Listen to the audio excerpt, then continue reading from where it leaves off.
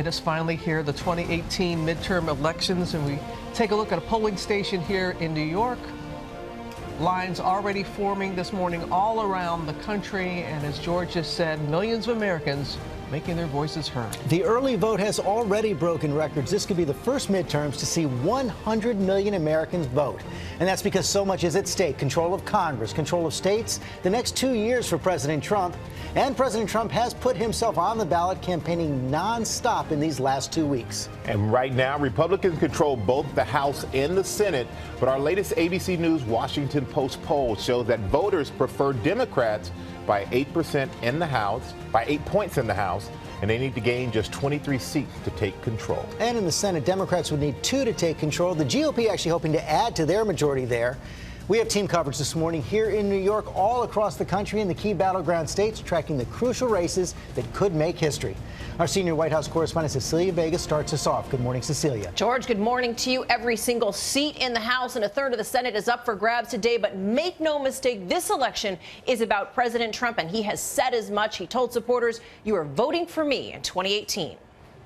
President Trump delivering his final pitch in Missouri overnight.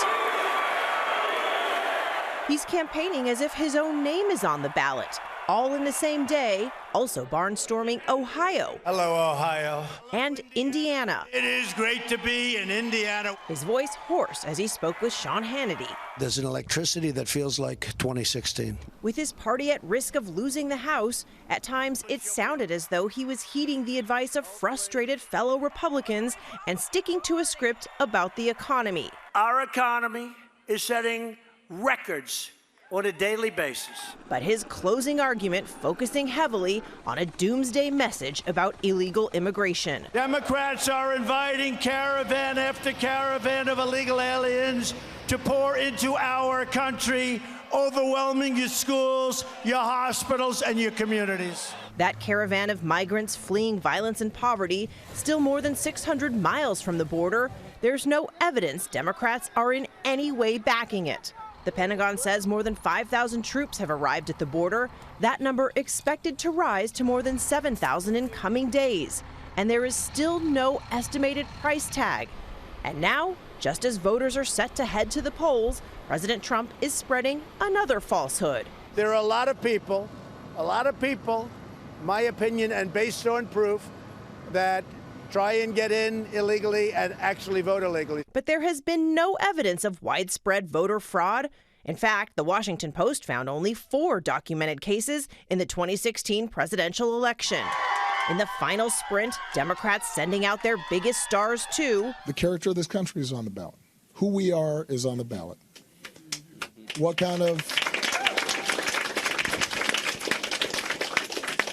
of politics we expect is on the ballot. President Obama telling Virginia campaign staffers this election is a referendum on tone. And on that very subject, a rare admission from President Trump when asked if he had any regrets about his presidency. I would say tone.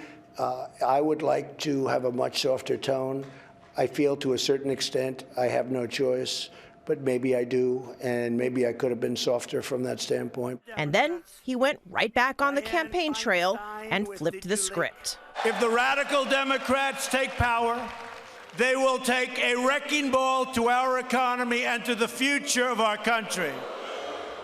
Now, the White House says the president and the first lady will be watching the returns come in tonight from the residents. You heard the president, George, there say that he wished he'd taken a softer stand on tone. It was just a couple of days ago that I pushed him on tone. Remember that. He said I could tone it up. So not really sure where he stands on that one. Whatever happens, though, tonight, you're going to see big changes in the White House and the administration. Certainly. One of the first things that could happen is staff shakeups. Everyone from potentially the chief of staff to Attorney General Jeff Sessions. The White House is very much bracing for investigations if the Democrats take control of the House. And if the Republicans keep control, I think you will see an emboldened president.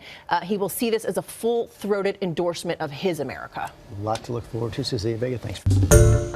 Hi, everyone. George Stephanopoulos here. Thanks for checking out the ABC News YouTube channel. If you'd like to get more videos, show highlights, and watch live event coverage, click on the right over here to subscribe to our channel. And don't forget to download the ABC News app for breaking news alerts. Thanks for watching.